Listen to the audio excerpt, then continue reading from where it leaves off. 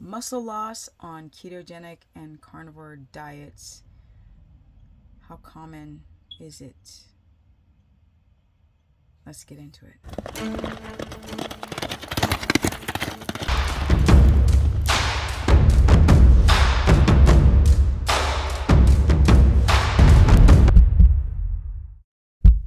Muscle loss. Let's get into it. Are you losing muscle? Are you losing water? Or are you losing fat? Or perhaps all three? Seems like a lot of people doing these low-carb, ketogenic, and carnivore diets think they're losing fat, but you're not. Some lose fat. Most don't. Most of you do not stabilize your blood sugar and ketones, so you begin to lose what? The muscles. You don't want to lose the muscles while doing a low-carb diet because your blood sugar becomes more destabilized and your hormones get jacked up. So why do people lose muscle, or are they, or how do you know? People are losing muscle on carnivore diets because they're eating too much protein. People have this concept that eating protein builds muscle. No.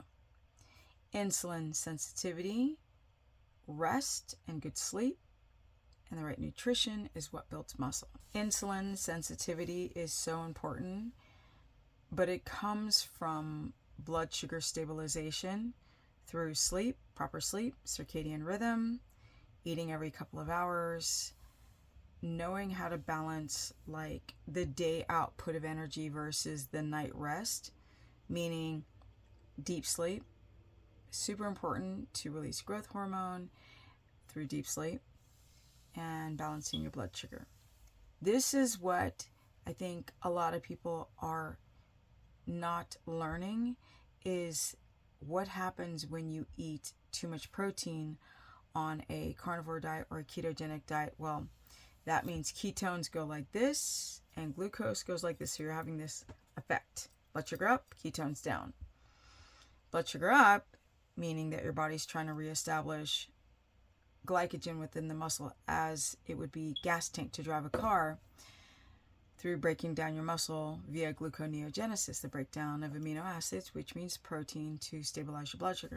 That's fine if you're in an emergency, but all the time you start to break down proteins everywhere, under your neck, your arms, your belly, the collagen under your skin. This is what happens when people fast. This is what happens when people eat too much protein. And the blood sugar starts skyrocketing. As I've explained before, that too much protein can react almost like eating a candy bar. How's your blood sugar spiking if you're not eating carbs through gluconeogenesis? And what happens is your body starts to eat the muscle. So you're trying to build muscle, but then you're having or experiencing muscle wasting. Because your blood sugar is spiking, because you've broken down amino acids, now the insulin is becoming resistant and it can't push the amino acids, protein, into the muscle so they can grow. So you have this sort of dual effect. One side of it is that your body's breaking down proteins, right, to stabilize blood sugar. I will get this tooth filled soon because it's driving me cuckoo, but I digress. Yes, it's a chipped tooth from being a pro skater, and the bonded fill came out after 30 years. And I have to wait for my dental appointment. But let's get back into insulin.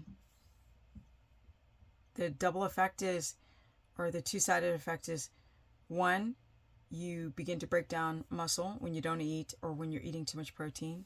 And your body's trying to stabilize the blood sugar. It sits here instead of bouncing up and down and up and down, which creates this whole hypoglycemia affectation. It's terrible.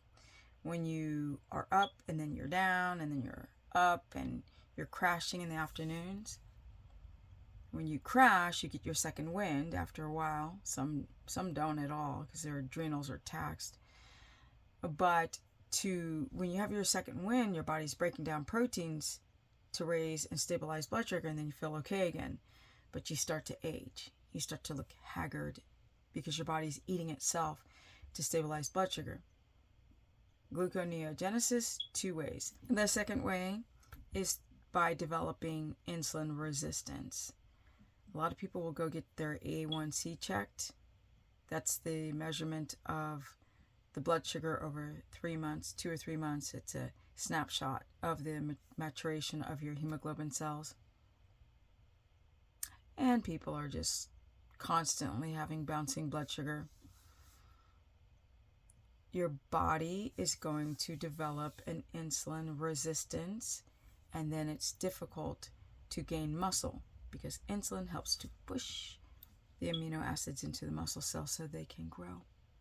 And when you cut out your carbs, you better get into ketosis, because if you don't, you're going to start to have or experiencing muscle wasting instead of muscle building.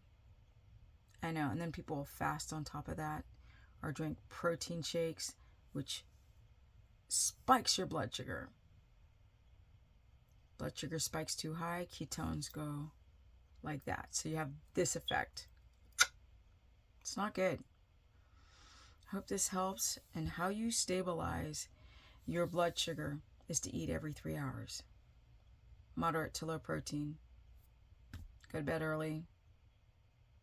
Eat high quality food. So the histamine, people have a histamine response that can make your blood sugar spike. Obviously, moderate to low protein and very high fat, over 200 grams of fat.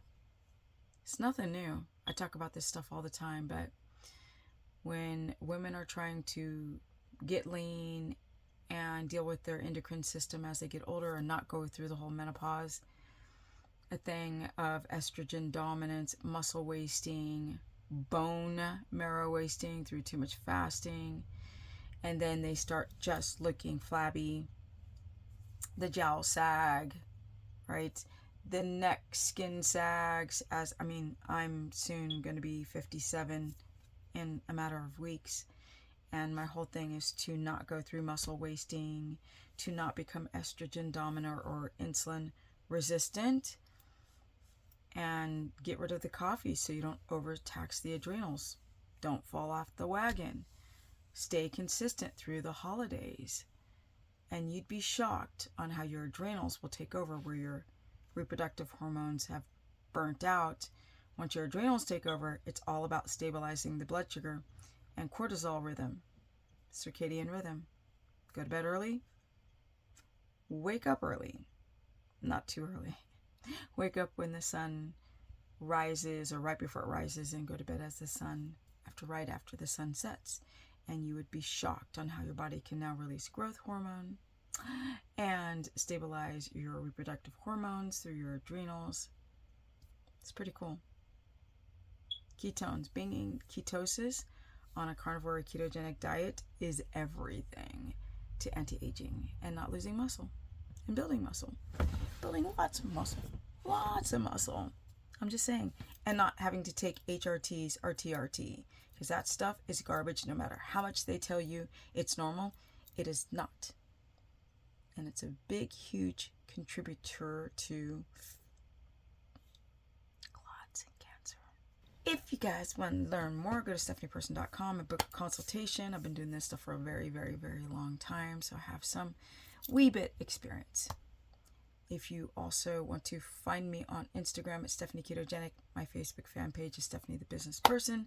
I'm running a course through my website, stephanieperson.com, and all the other projects I'm trying to work on, they're coming. But as you know, moving to raw land by myself, now I'm building a house, and the contractor did some oopsies with my exterior. So I'm trying to clean up these messes. I am trying to clean up these messes. I know. But everything's coming. And I'm out. Energy. Actually, I have a lot of energy tonight. I feel really good.